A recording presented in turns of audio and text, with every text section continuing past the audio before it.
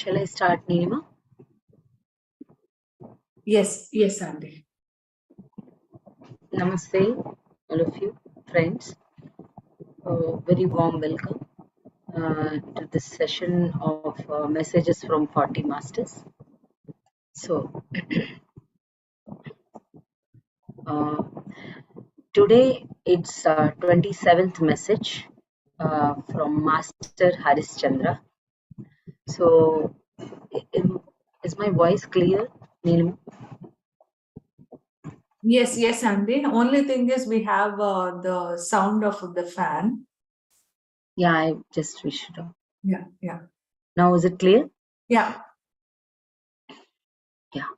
So now today's message is the 27th message from Master Harishchandra. Harishchandra is known for standing for truth.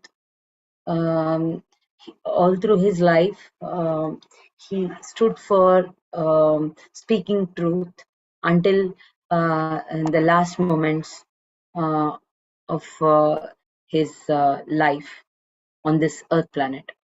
So, to stand up for truth, at the age of 8 years itself, he vowed that he will stand for truth. He will speak only truth all through his lifetime, and many tests he had to undergo to be on that vow, to stand up for that vow of being on truth and speaking truth. And so now, if we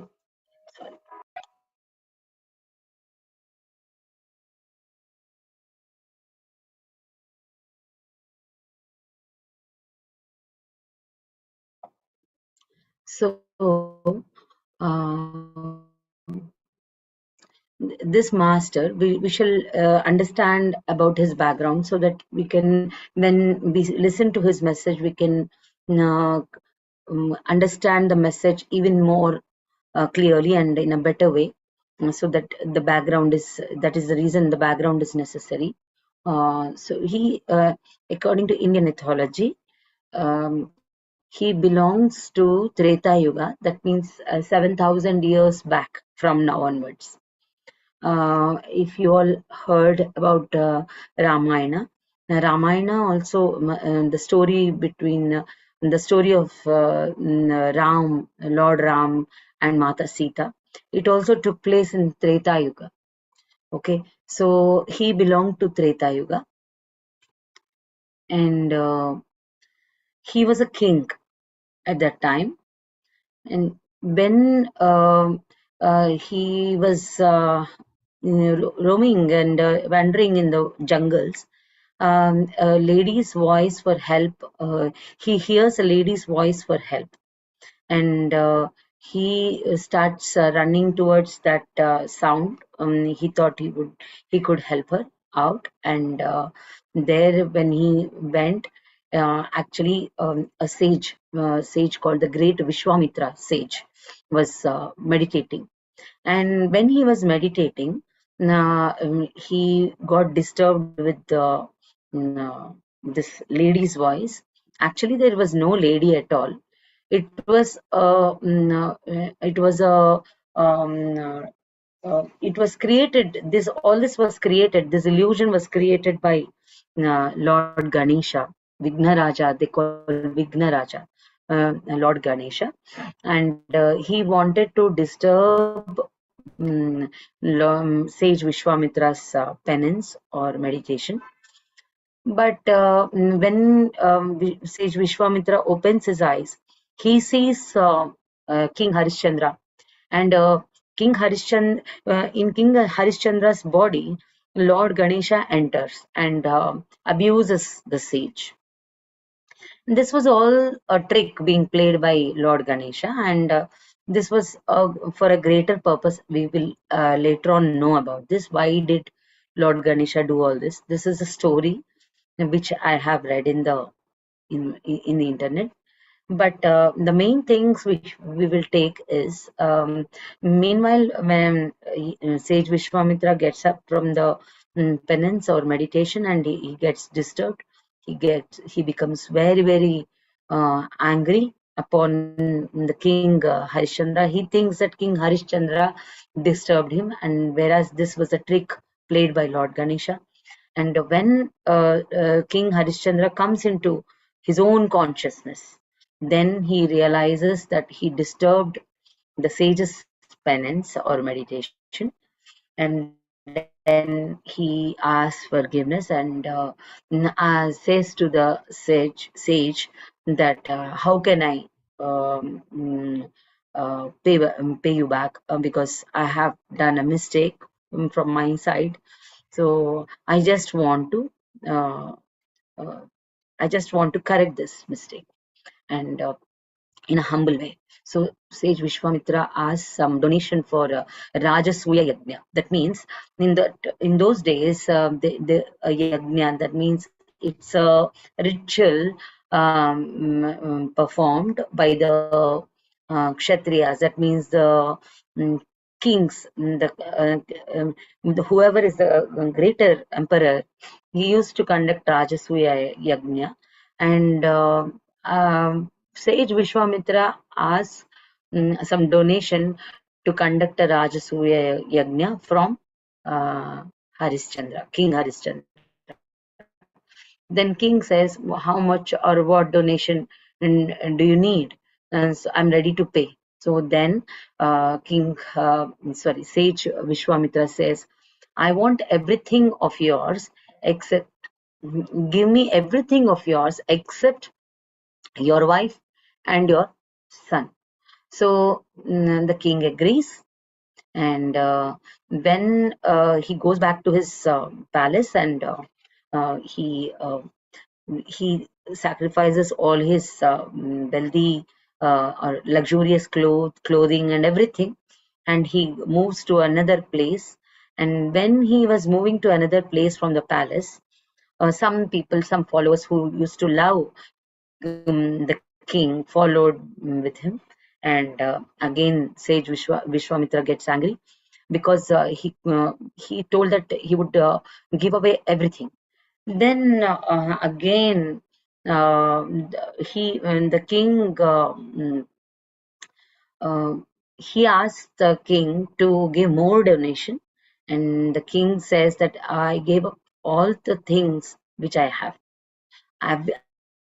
I gave away everything. Now I don't have anything. So please give me 1 month time to give you more donation.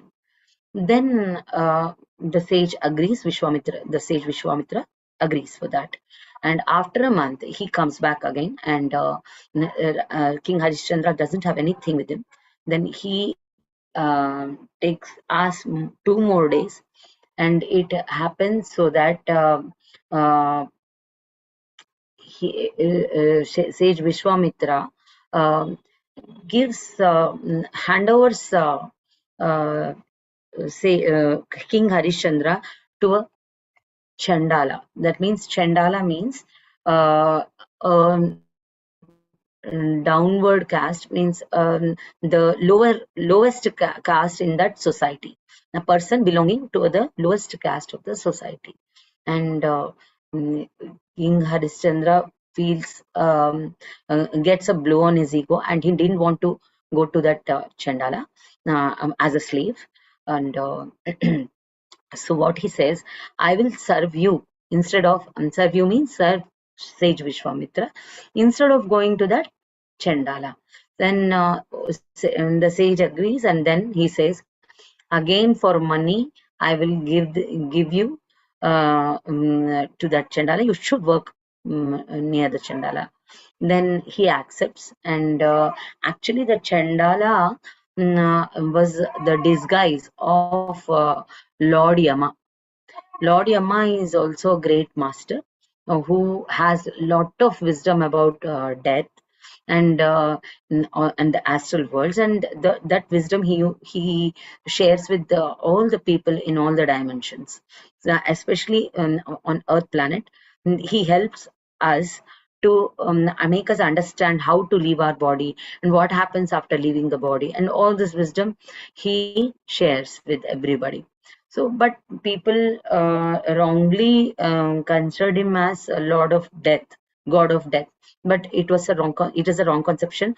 That's what he says in this 40 masters messages. That we have already covered that. We have already listened to Master Yama's message. In that, clearly he says he is the master who teaches or gives wisdom about death for the people, especially for the people on the earth planet. And he was in the disguise of a Chandala. And then King Harishchandra accepts, because he has to stand by his word. He already has a vow that he will stand by truth. He will go abide by truth. So whatever he accepted, he will stand by it. So he accepts to work under the Chandala, and the Chandala gives the work for him, that he should guard the graveyard. Okay, the graveyard, and King Harishchandra accepts that. He becomes the security guard for the graveyard, and whoever brings the dead bodies, he will charge from them. That is a condition the Chandala gives to King Harishchandra, because he's the master. Now the Chandala is a master for him. He has to do that work. So whoever comes to the graveyard, he has to take money. And in the meanwhile, I skipped some portion. In meanwhile, to pay the donation for the sage to the sage Vishwamitra, again the second amount, he had to sell his wife. And his wife only asked him to sell her away, because they didn't have food to feed their son. So in to make their son alive, to keep up his life, and to feed him, she sacrifices herself, and she says to her husband that please sell me away, so that with that money we can feed our son. But the son doesn't allow his mother to go away, and King Harishchandra decides to send his son along with his wife, and the son and the wife go away, and they were sold out. And when they go away, King Harishchandra becomes all alone, and he's in the graveyard now. And whoever comes to the graveyard, he helps them to cremate and do the final rites, rituals, and all. And he takes money for that. That was a duty given to him. And he sits in the graveyard. He is already a meditator, great meditator. And he sits in the graveyard and he starts meditating. When he starts meditating, he understands that whatever is happening is because of his past lives, sins, and now the wife comes to him. Uh, Wife comes to him and brings their son's dead body. The son died due to snake bite, and it was a pathetic condition for him. He couldn't withstand that. He wanted to commit suicide, but it is his duty now to attend that final ritual of his son, but he has to take money from his wife. He says that you have to pay me, and then only I can allow your or our son to bury. Sorry, to allow our son to do the final rites. That is the story. And what happens is, all this is was a test being put to King Harishchandra, because he's a great master, already a great meditator, and a person who stood up for truth. Truth is the standing up for truth is the ultimate thing which anyone can do on this earth, because there is lot of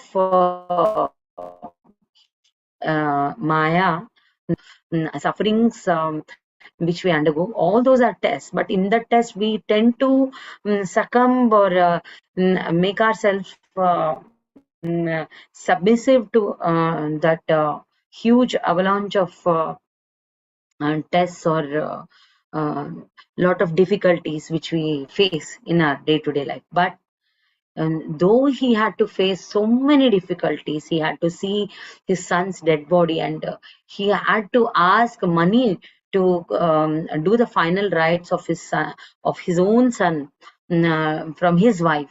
That's a very, very difficult, at most a difficult situation for him. But even then, he stands up for his duty or dharma, and stands up for truth. And then all the astral masters then come down, and in the disguise of Yama as a Chandala.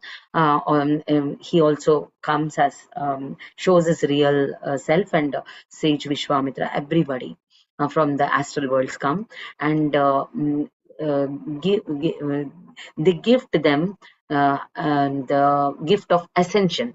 That means Raja Harishchandra can ascend now. Like he can go to the higher worlds with his body itself, uh, along with his physical body. That is ascension, dear friends. So he gets that gift, but Raja Harishchandra says that I will receive this gift, but when you all permit me to take my um, uh, people in the country also, because they used to shower so much of love, and they have so much of regards towards me. They used to support me in all the difficulties.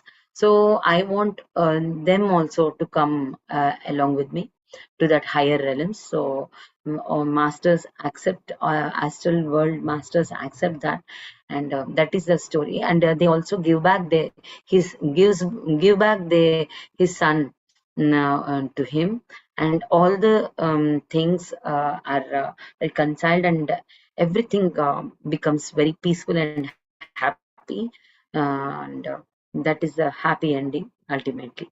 So this is the story of King Harishchandra. And to hear the message, we have to meditate first and become calm, and to hear message from such great masters, we have to become very, very peaceful. So let us all meditate together in oneness, and let us all become one. And to become one, we have to become one with our breath first, our guru, and go deep inside us and become one with our beautiful, beautiful breath. Let us start meditating with beautiful music.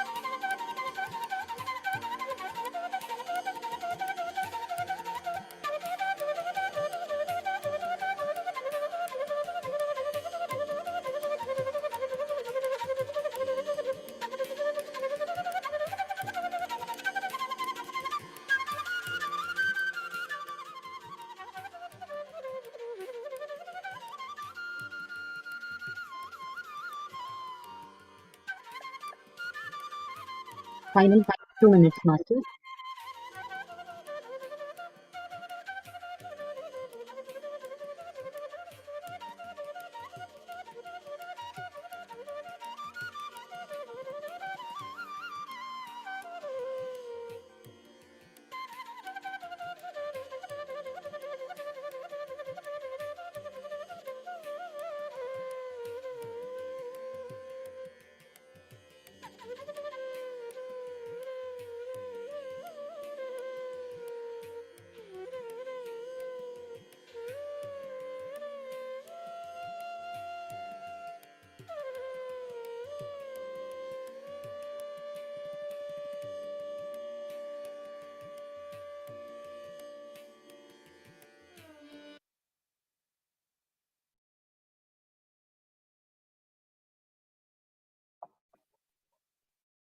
10 seconds more.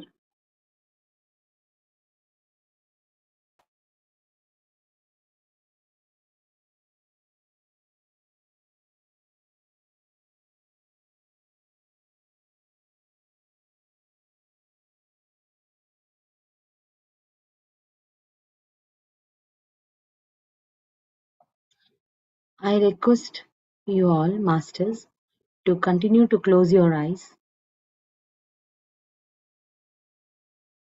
and listen to the message from Master Harishchandra.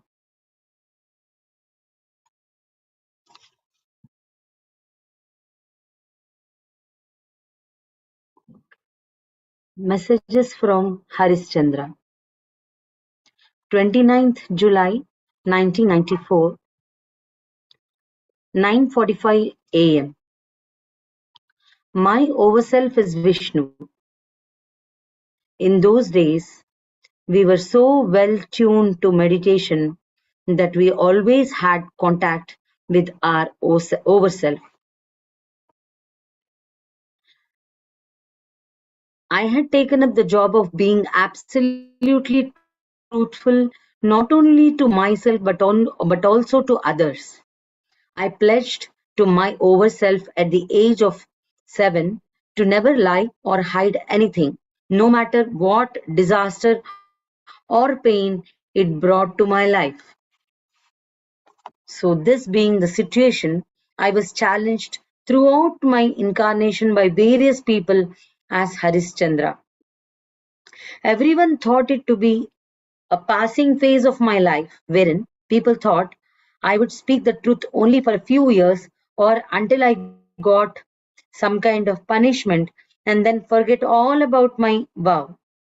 But I was such a staunch believer of my principles that I decided to be truthful in my speech and thought,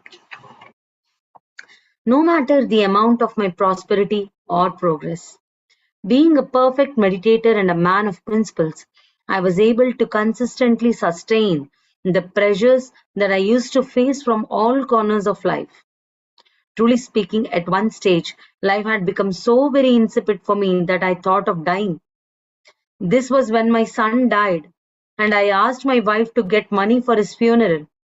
But this feeling existed only for a split second. Then I immediately took control of myself by meditating upon my duty as a graveyard assistant. I knew immediately that everyone, whether a king or a pauper, has to pay money when he serves.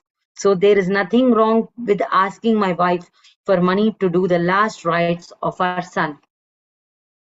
Many of you may wonder how I could use words like my wife and our son and yet be detached towards them.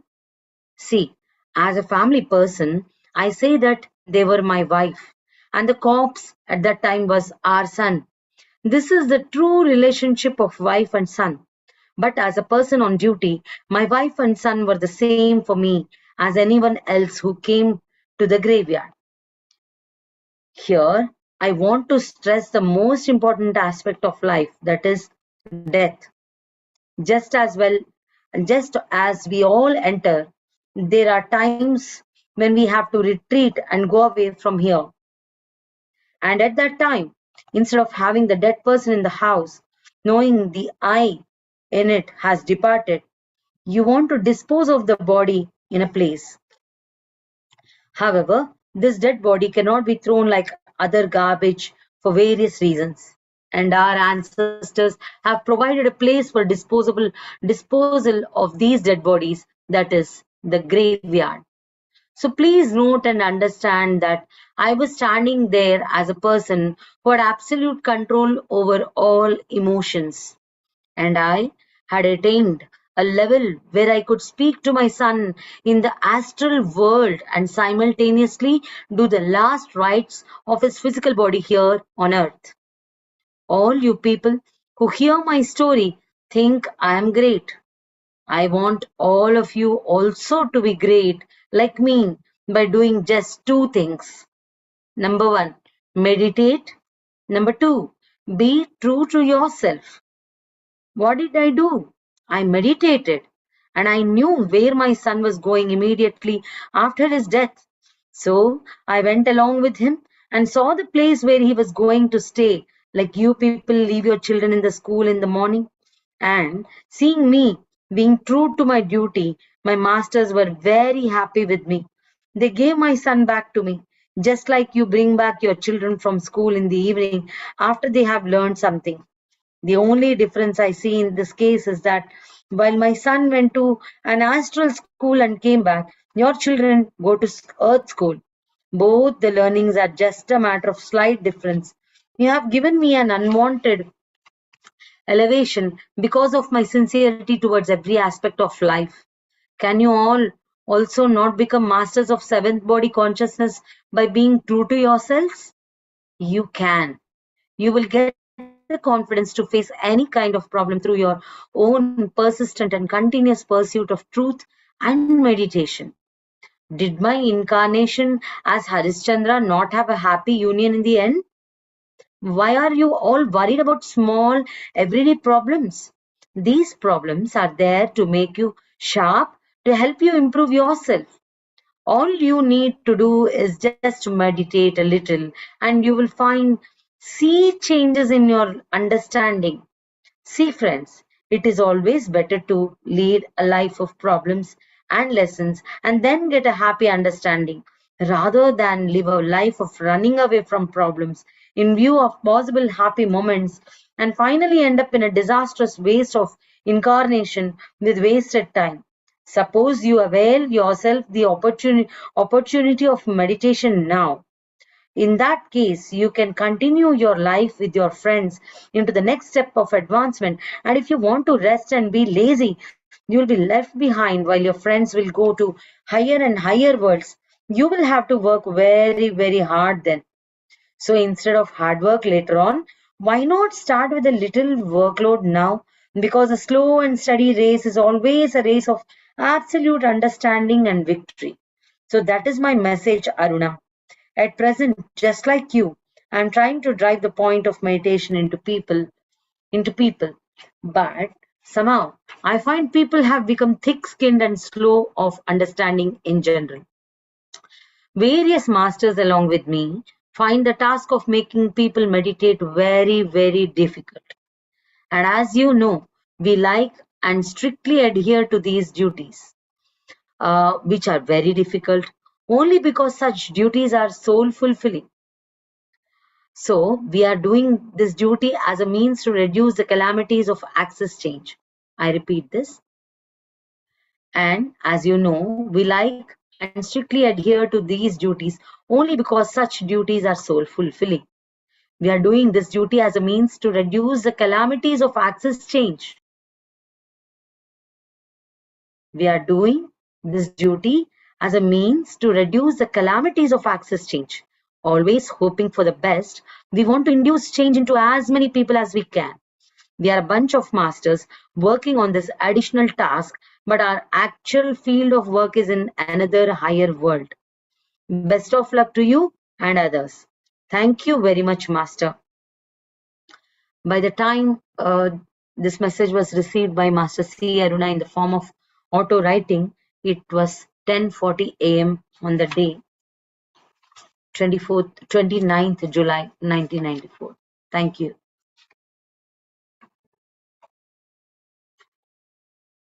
Let us be in silence for 1 minute, dear friends.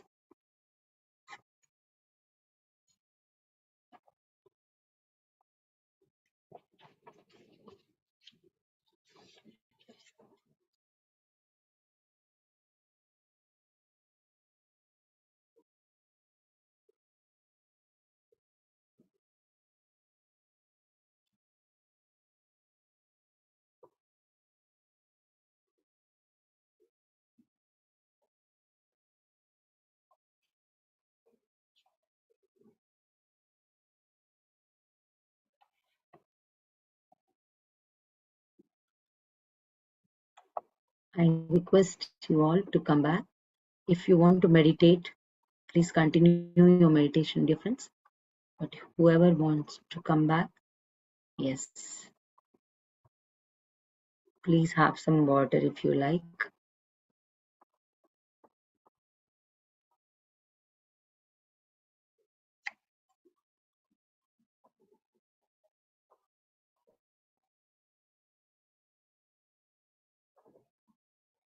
Yes, today's message was also a very, very powerful man.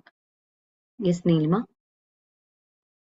No, no, go ahead, Auntie. I think we are continuing. So, yeah, go ahead. Hand raise, hand. Okay. Yeah. Today is a very, very powerful message, and every message is powerful. We are enjoying these messages, and we are being awestruck with these messages. How powerful and how realistic messages we are hearing too, and how these messages. So, in this message, he was so very down to earth, and he was so very humble, and he was so very realistic, and he truly knows what to do and what not to do. And he very well, as a he is already a meditator, King Harishchandra, the great master.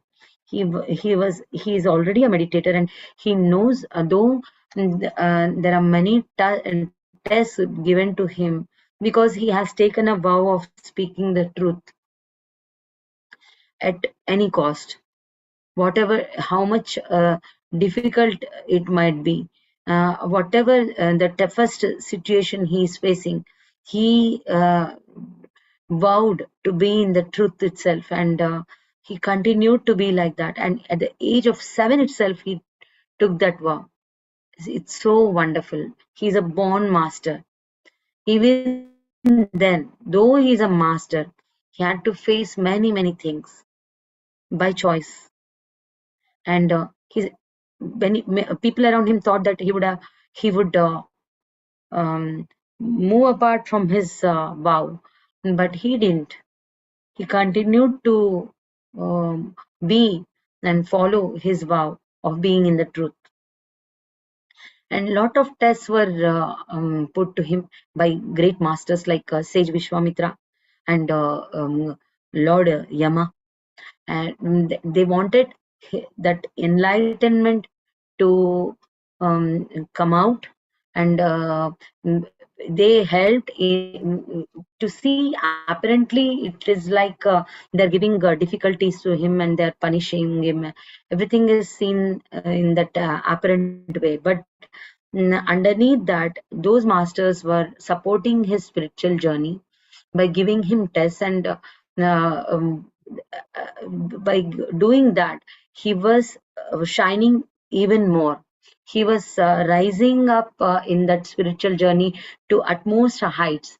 And a situation has come where he had to ask money for his son's funeral from his wife itself. And seeing the dead body of his son, his own son, uh, it was terrible to him, and he thought of committing suicide. He thought of ending up his life. Then again, as he's a meditator, again, quickly, swiftly, he came back to that awareness. That is the power of a meditator.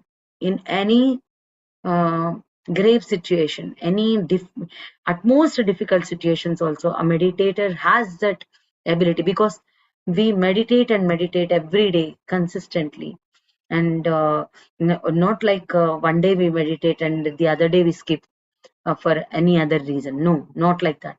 When he was put in the graveyard also, and he had to become an assistant for a Chandala, for him it is a blow on his ego.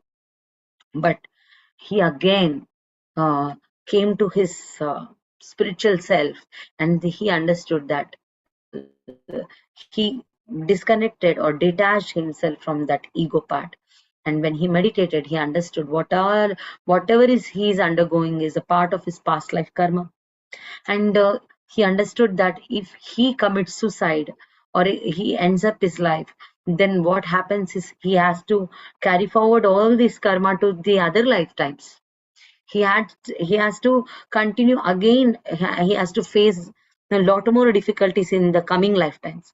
He wanted to face now, and so that he wanted to stand up for himself and make his spiritual journey move forward, progress a lot. So in that difficult situation, most difficult situation also, he sat in the graveyard and he meditated. And when his wife brings their son's dead body, then again he loses his awareness. He wanted to end up his life, but again he balances himself, and he wins over those emotions which are pulling him down, which are diverting him from his spiritual path, from his duty, from his vow of being standing for truth. So his meditation helped him a lot to bring back his awareness, and then he does his duty very promptly, very sincerely, and he gets the gift of ascension, and he gets back his son, and everything becomes a very happy environment. And he, with his perseverance and with his standing up for truth, standing up to the vow, he achieves everything. So that were the tests, those were the tests. And for us also, he says we have to meditate daily. We have to meditate, and two things he told is um, one is meditate and be true to yourself. So what he also did is, he was first he thought of being true to himself, and then true to others also. So when we meditate, we get that strength of being truthful to ourselves. Whenever we are in a situation, it is a standard, it is actually a support system that we should go into our inner self and understand whether we are in the truth, and whether we are being truthful to ourselves or not. Then we can clearly understand what to do and what not to do, what is our dharma, what is our duty, what is the right way, right path, balancing the physical and the spiritual responsibilities together. So that middle path, what Patrici always told us, you should be in the middle path. That is the quality of a pyramid master. That is the highest thing, because we have seen many lifetimes, we have meditated, we have been rishis, sannyasis, we have been only in the physical materialistic lives. There was no spiritual life in some lifetimes. But now we have come to this level that we are uh, going through the spiritual path and also that physical path. Both the responsibilities we are balancing, and that art of balancing, that art of being in the middle path, we are learning and succeeding. Every minute we are succeeding, though we are feeling that we are put down to face many difficulties. We feel that we are not able to bear these things. But then after that, we can get the fruit of it. So yes, thank you so much for being so very patient, and I request you all to share your experiences if you like. Neelima, I think you wanted to speak. Yes, Neelima. Of course, we always like to share our experiences, Auntie. Yeah, Yes. no words at all for this topic, um, because there was so much of wisdom. But before that, I wanted to say that I can see how deeply, you were involved while reading this message. I can see your commitment and dedication towards this in giving the wisdom to us. Thanks a lot for that. And the way that you do research Thank you. about this famous personality is like, we can't explain with words. It's just not only the message that you're giving, but it's the journey of how they became the master, how they have excelled their life. You are giving us the wisdom of A to Z. And so grateful for you for doing that research and telling us, like, even if we have not heard Harishchandra and his story, if we listen to your session, we immediately come to know. And I think Harishchandra and Yudhishthira were the famous personalities, I guess, who stick to speak the truth. And I can understand how many challenges and the tests they have been kept. And yet they were so disciplined in giving the wisdom. And like they were stick to their principle of what they believed. That's the most beautiful part. Like, it's very easy for us to think of something else or to listen to others, but how strongly they believe that principle, this is the first thing that we all have to really believe in ourselves. Not only believing is like just thinking, okay, now I believe, but believe strongly with that intent. This is the main thing, that we always have to listen to our intuitions and believe. Even the entire world says you're wrong, you should believe that you're right.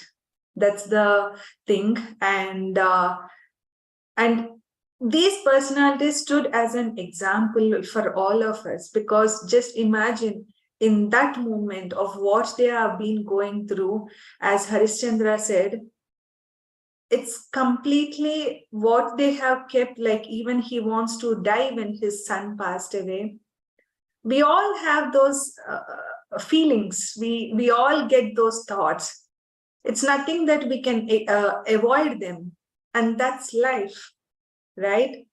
But when we listen to these stories, how they come out of it with intense meditation, that's what matters the most. Because it's very easy for us to say, no, now change your thought. Why are you thinking this way? No. In that moment, what every one person goes through is totally different. And immediately bringing meditation in the forefront and changing his consciousness. And that's how we all should become. Then life become a celebration to us. And I really like the another sentence that he has kept. His wife, and he says, like, my wife and our son. At the same time, he is detached. And he says, when he was working in the graveyard, wife, son is the same as everyone else. What can I say? Like, with this small sentence defines how commitment we have to give to our work. Our work speaks a lot. When we are spreading meditation, we really have to treat everyone as the same. It's not an easy thing at all to treat everyone as the same. It's not easy. And that's where we have to keep listening to these famous personalities and keep learning. And yeah, I really liked the way that he said, and don't run away and face the problems. It's very easy. This is another point. I think it's very easy for all of us to run away if something comes up. But to say, I'm here, this problem came to me to learn something, yes, I will face it, whatsoever it is.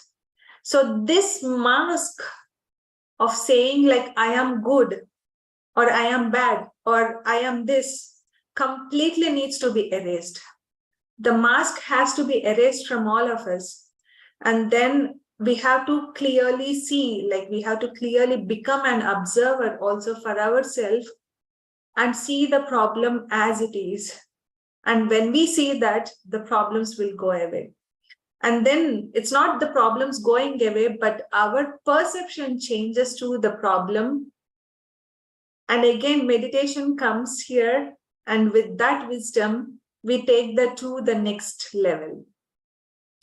So I think there's lot of learning from Master Harishchandra. And also when you're mentioning, I'm also recollecting Chandala. Chandala is such a great master. We think that by looking at the name itself, it's something like creepy personality or something, but it's not that. He's such a famous personality that he keep giving tests to so many people. And imagine just like Harishchandra being the king, how he became the worker for Harishchandra. And, his job there is to remove the clothes of the dead persons. If I am in that position, for sure, I'm saying openly that even for me, the ego layer is there. And it's not easy for everyone to remove that sort of layer and to work that way. And I see like how much we have to be detached and how much Maya we have incorporated in front of us. So such a great wisdom that you have provided. And thanks a lot, Andy. Today's wisdom is really impeccable. It's really important for everyone. And I believe somehow death became the favorite topic of all of ours because there's so much of learning in that. Yeah. So thank you so much. What you told is very wonderful, that we should become the observer of ourselves, so that we can transcend from that difficult situation. We should remove the mask of good, bad, and everything, and just become an observer of ourselves. That's wonderful. And you have covered this also. And we shouldn't escape what King Harishchandra told is, don't escape. In spite of that, you just be there, so that you can gain that wisdom, and you can rise above that difficulties. So be patient. For some time you should be there, and you can definitely, because he says that I also face difficulties, but after that, I am the dead body was of my son was shown to me. I was shaken, and again, when I stood up in that difficult situation, they gave back my son to me. Everything was a happy ending. Okay. uh, he went, and he became able to see his son in the astral worlds, where he's going, where is he also described it so very well, that your children are going to school, and my child went to astral school to learn. So as you go along with your child and to the school and see whether he's fine or not in that school, whether he's comfortable or not, I also went into that astral worlds, and I saw where my son is going, where my son is learning. And then he got that peace that, yes, my son progressed to the higher worlds. There he is learning, and he has seen that all this has become possible due to meditation, meditation, meditation. He had that courage, he had that balance. So if we meditate regularly, in difficult situations, we can be like a master, be a master. That's what Patriji always told. And to become, we are already masters. He used to address us as masters and gods and friends. But to realize that we are a master, we should regularly meditate. One day we meditate, and the other day we skip it off. And whenever it is possible, we should meditate for longer durations. Meditation, meditation, meditation. That dedication towards meditation is very important to achieve all these qualities and realize the mastery in ourselves. And as Neelima told, to become that particular observer, we have to meditate. That's what I'm learning. Really, many things we undergo in our regular day-to-day life. But to face all that, it's better to start now itself to meditate rather than to wait for the difficult situation. Yeah, thank you. Auntie, I just also want to share this thing that in this message, sorry, I was also writing down the notes when you're saying. So we all should enter into Understood. this seventh body of consciousness, which is nothing but being true to ourselves. That's the ultimate thing. And the other 2 points, what I wanted to mention is that, like the another statement which I really liked, we are doing duties as a means to reduce the calamities of access change. And here I want to Very say, important. as I mentioned already to you, I also want to mention to all of our friends, this access change is happening rigorously, and there will be even more greater shift in the coming days. So we all should do more and more meditation. And soon I will also be starting the Arcturian session on our Beam platform, because the wisdom has to be shared as soon as possible for all of us to be adaptable to this axis shift. And when I hear also the same line from this book, I feel how much of synchronicities are happening, Auntie. I'm so grateful. After reading this sentence, I thought of like saying this point as well. And last but not the least, what I wanted to mention is that since death is the topic, when someone has passed away, like our beloved ones, at that time, we will be having so many questions like, who am I? What am I doing here? What is my purpose? Or everything becomes blank. What should I do? Like every person might be having so many questions. And over the period of time, we forget that, because we think like we have to celebrate, and somehow we think like, of course life is all about the celebration, life is all about letting go the other people. But what I'm trying to say, at that moment, what questions did you got? Please write it down and try to meditate. And those are the important aspects which are always important for us over the span of life. Like it gives us so many answers. And never forget those questions, my dear friends. And this is like a small task which I also want to give to all of you. Like, because in our families, in our beloved ones, we might be seeing all these things, like death is inevitable. If anyone has remembered those questions, try to jot it down and think if you got the answers, or are you in the path. So it gives us so many answers for those questions. So this is what I thought of sharing, Auntie. Thanks a lot. Thank you so much. Although I took a bit of time, sorry for that. But yeah, thank you, Auntie. Very important points. Thank you. No, thank you so much for covering a lot. Because great message should real respect we show towards the master. For he was so very kind and compassionate that he gave such wisdom to us. And seventh body consciousness, he says, as far as I understand, that is the the the knowledge and wisdom.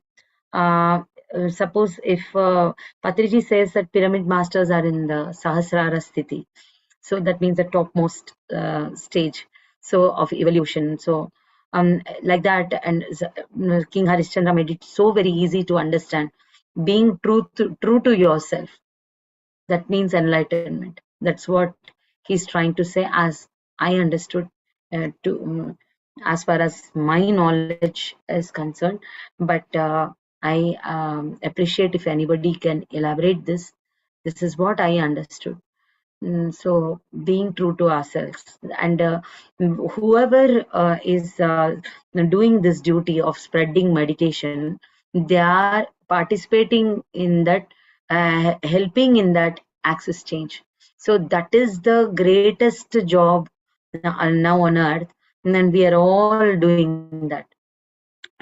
We learned meditation, we learned to do meditation, and we are now requesting everybody to please meditate. So that is what we have to do. And he's saying that all those masters are participating in that, becoming the medium for the access change.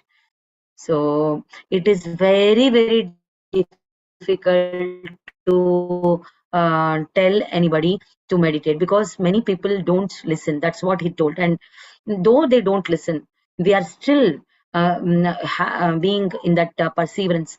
We are continuing to take up that most difficult job of telling about meditation. That is the most difficult thing, because this is the soul knowledge. So he's saying, though it is difficult, it is very, very soul fulfilling. So that is the reason we like to do it again and again. We all, he's including us also in his group. So we are blessed for that. We are very fortunate that we are with the masters, along with those masters, King Master Harishchandra and many other masters. We are in that group consciousness. So we are really, really fortunate, and we are in that abundance of wisdom. We are in that proper abundance. So thank you so much. Anyone else wants to speak?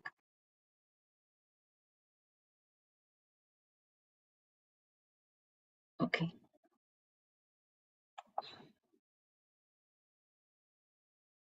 Thank you so much. Thank you everyone for giving your messages in the chat. Jignasha ji, Shrikala ji, everyone. Uh, Thank you each and everyone for attending the session.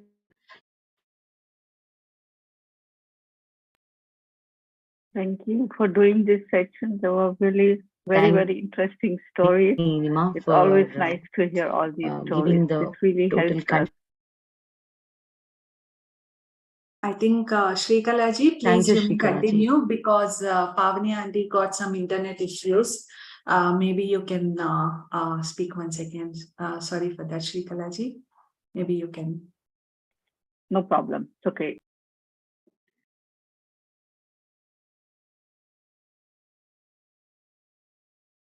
Yeah. Okay. Thanks a lot. Yes, I came Pavani. on the mobile.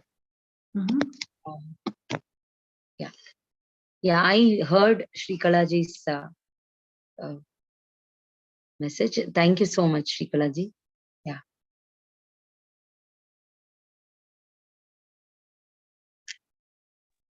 Anybody else wants to speak?